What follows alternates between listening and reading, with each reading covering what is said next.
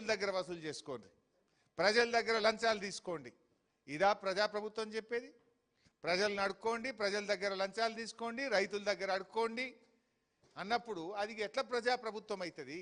ప్రజల కోసం పనిచేసే ప్రభుత్వం ఎట్లయితుంది?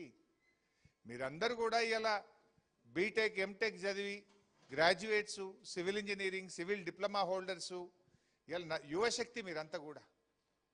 అంటే ఏమనుకుంటున్నాడు లోకేష్ కుమార్ కూడా ఒక ఐఏఎస్ ఆఫీసరు ఎంత బాధ్యత రహిత్యంగా అట్లా మాట్లాడొచ్చునా?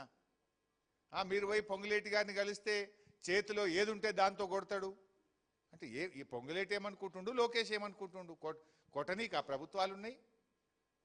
మొన్న ఏమైందో ఢిల్లీలో చూసినాం కదా, జంజీ పడితే దేశమే అతలకుతలమై ధర్మేంద్ర ప్రధాన్ రాజీనామా చేయాల్సి వచ్చింది.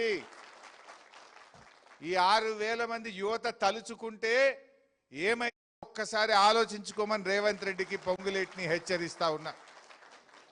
యువశక్తి, మేధాశక్తి, చదువుకున్న విద్యావంతులు ఈ 6,000 మంది కానీ, ఇది 6,000 అంటే వ్యక్తులా? వీళ్ళు 6,000 కుటుంబాలు, 6,000 శక్తులు. వీళ్ళు తిరగబట్టి ఏమవుతుందో ఒక్కసారి గుర్తు తెచ్చుకో. గట్లే పిల్లలు ఈ పిల్లలతో ఏమైందంటే పిల్లలు కాదు చిచ్చర పిడుగులని ఢిల్లీలో చూపించింది.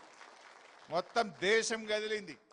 మరి 6,000 మంది యువత కదిలితే మరి ఏమవుతుందో ఒక్కసారి ఆలోచించుకోండి. ఆడ ధర్మేంద్ర ప్రధాన్ గట్లే నేను రాజీనామా చెయ్య అంటే యువత కదిలితే దెబ్బకు దయ్యం వదిలినట్టు రాజీనామా చేసి బయటకు వెళ్లాల్సి వచ్చింది. పొంగిలేటి నీకు ఆ పరిస్థితి రాకముందే ఈ పిల్లల్ని చర్చించు, తక్షణమే వారి సమస్యలు పరిష్కరించాలని బీఆర్ఎస్ పార్టీ పక్షాన్ని డిమాండ్ చేస్తా ఉన్నాం. నువ్వు పరిష్కరించినాక, నువ్వు చర్చించినాక ప్రతిపక్షం దగ్గరికి ఎందుకు పోతారు ప్రజలు? నువ్వు మాట్లాడితే హరీష్ రావు గారి దగ్గరికి ఎందుకు పోతారు, సబితక్క గారి దగ్గరికి ఎందుకు పోతారు, లేదా తెలంగాణ భవన్కు రావాల్సిన అవసరమేంది? ప్రభుత్వం పట్టించుకోనప్పుడే, ప్రభుత్వం నిర్లక్ష్యం చేసినప్పుడే డెఫినెట్గా ప్రతిపక్షం దగ్గరికి పోతారు. ప్రజాస్వామ్యం యొక్క గొప్పతనమే అది. That is the spirit of democracy. ప్రతిపక్షం ఎందుకుంటుంది?